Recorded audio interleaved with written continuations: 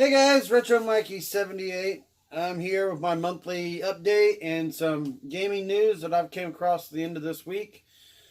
Kind of talk to you a little bit about stuff, tell you what we're going to go on. Of course, the monthly update, what's going on with me and my personal life.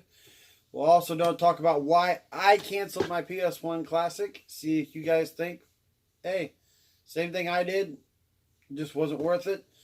And next thing I'm going to talk about is the N64 Classic. And the fact that Reggie from Nintendo is saying it's not happening. At least right now, it's not in their plans.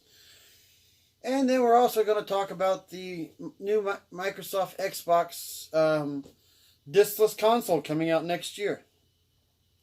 So, sit right back. Don't forget to like, subscribe, and share this video because you guys are the ones that build the channel up, not me. I'm just here for you to watch.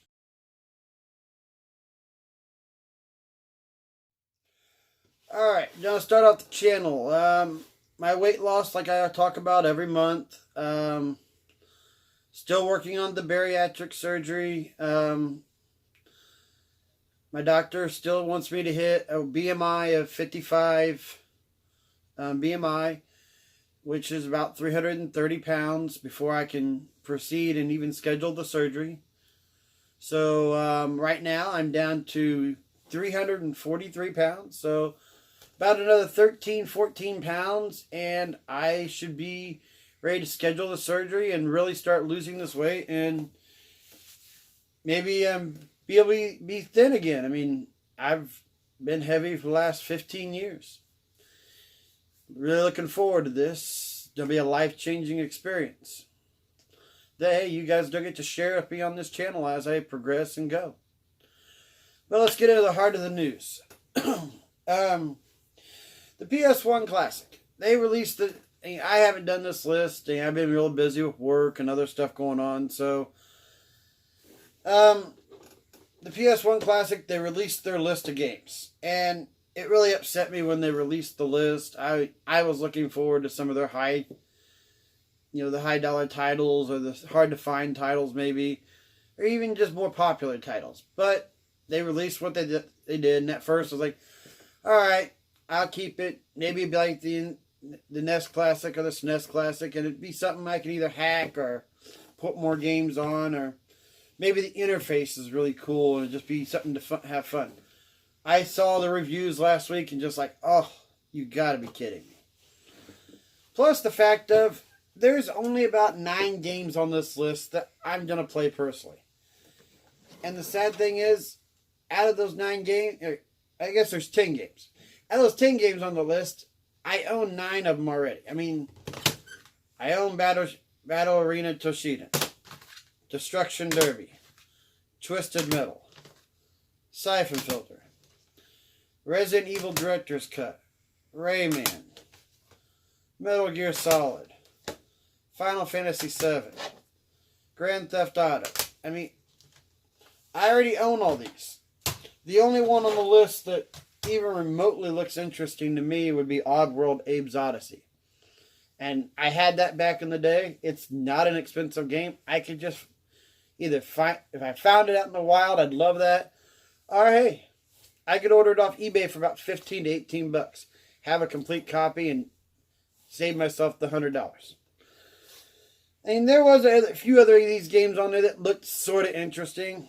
I mean, I know Jumping Flash is a expensive game, but I'm just not interested. I've never played it before.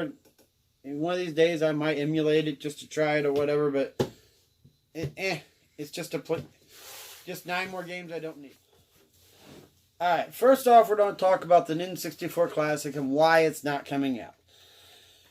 Basically, Reggie's saying that, in this interview, that Nintendo used the NES and the SNES Classics to fill a void of a financial situation between the failure of the Wii U to the launch of the Switch. And I'm going to read off exactly what he says in this article. It says, "We were clear when we did the first 2 classic series that for us, these were limited time opportunities that were a way for us as a business to bridge from the conclusion of the Wii U as a hardware system to the launch of the Nintendo Switch. That was a very strategic reason we launched the NES Classic. So, while consumers may have been anticipating something, we view these as limited time opportunities. We've also now been very clear that as a consumer looks forward to engaging in our classic content, that it's going to happen more and more with the subscription service. So does it mean it's ever going to happen? And after that question there, he said, I would never rule out something out, but I can tell you that it's certainly not in our planning horizon. And that last line of the second paragraph really gets me thinking that they were getting this out there and everything because the Wii U was such a failure that they didn't sell enough systems, that now the Switch is out there. I think that they're probably going to start pushing, instead of you getting a classic system, that they're going to start pushing like a virtual console or more into the subscription service, that you're going to end up getting more of that stuff down the road in the Nintendo Online service. That's my opinion of this. I mean, tell me in the comments what you guys think, but I mean, I've got a NES Classic, I've got a SNES Classic, and I turned them on back in the day when they first were out. I modded mine, and honestly, I don't touch them no more. I rarely turn them on. They sit down there and collect dust. There's not much to them. So, I don't even need the 64 Classic. I was going to buy it for a nostalgic reason, have it on the shelf and everything else. And I've got all the 64 games.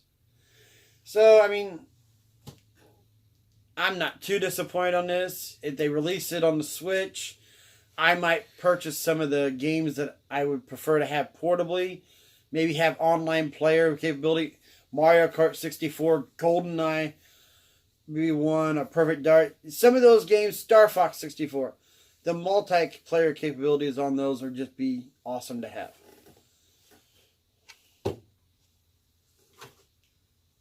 And next, okay. Alright, now we're going to talk about Microsoft and what they've got planned for 2019. This was breaking news yesterday, folks, or this morning. No, I guess it was late. Yes, it was yesterday afternoon. I didn't find out about it till this morning. Microsoft said that next year they're working on 2 different systems. They will be working on the revision of the 1S. They're going to make it smaller and more cost-effectively. And as the 1S, do I think it needs a revision? Not really. I've got a 1S. I really like my 1S. I actually play my Xbox more than I play my PS4. And I think the 1S is just fine the way it is. But hey, some people might want a revision, want it smaller. Maybe it runs a little faster. The only thing that would make me buy one is if it had a bigger hard drive. I've got the 1 terabyte hard drive, and I've got a 4 gig external on there. And with Game Pass, the games you get with gold, all my games I've got on my shelf, all my backwards 360 games, all my backwards Xbox games. I keep having to delete games and move games around to keep getting games. So, yeah, I could use a bigger hard drive. That's the only thing I could say.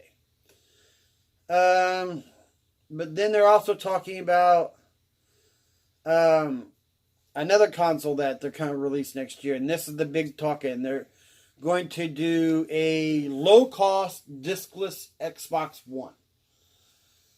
And this is interesting. They're saying that they're going to have... I don't know if this device is going to stream the games like Google's trying to do. I don't know if it's going to be a download and you have a huge hard drive. Because, I mean, like I just told you, I've got 5 terabytes on mine and I keep filling that up. I don't understand how that's going to work, but in a diskless game, they're talking about also if you, or diskless system, they're talking about if you want to take your disc like into a Microsoft store. These different stores are going to allow this. You sell your disc off, and then they activate that game in your Xbox Live account so that it's on your diskless system. Do I appreciate this as a collector? No. As a corporate person, I understand where they're going. They want to get away from these discs, folks, because it costs them money. You know, you got to think. For each game they do, they got to pay for the artwork. They got to pay for the case. You know, they got to pay for the manual. They got to pay for the disc. You know, that if they got rid of all this, all they're doing is cutting out cost out of and more into their profits. But as a consumer, I hate it. There should be none of this. I mean, I love my physical person. I love to collect my physical collection.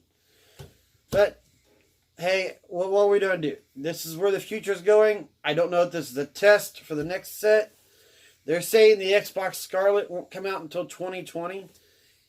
And there's not even a rumor yet whether this is a test whether or not the Scarlet will have physical games or not. Are they testing the water now to see if they can do a discless Xbox Scarlet? I know the Scarlet's rumored to have 2 consoles. Are they going to release a discless and a physical version? Because I'm going to buy the physical media. It's up in the air. We don't know what's going to happen. So,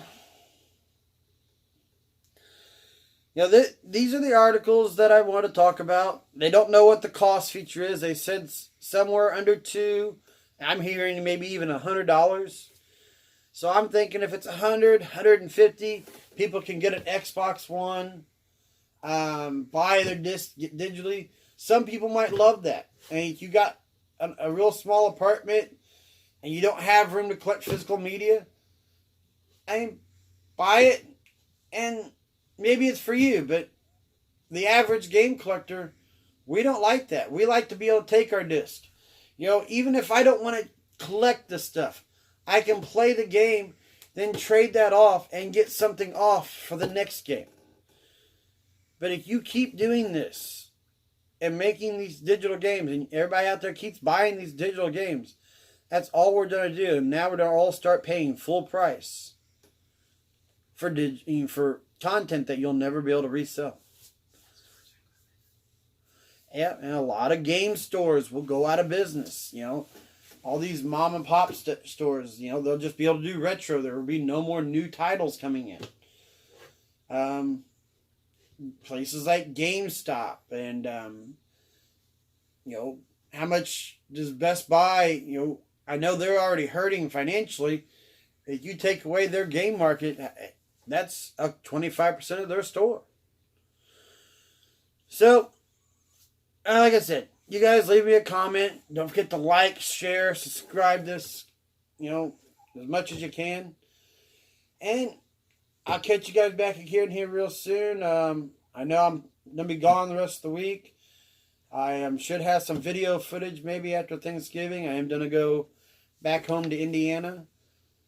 And we will, I'll, of course, do some type of game hunting. We'll see what we come back with next week. And I'll catch you then.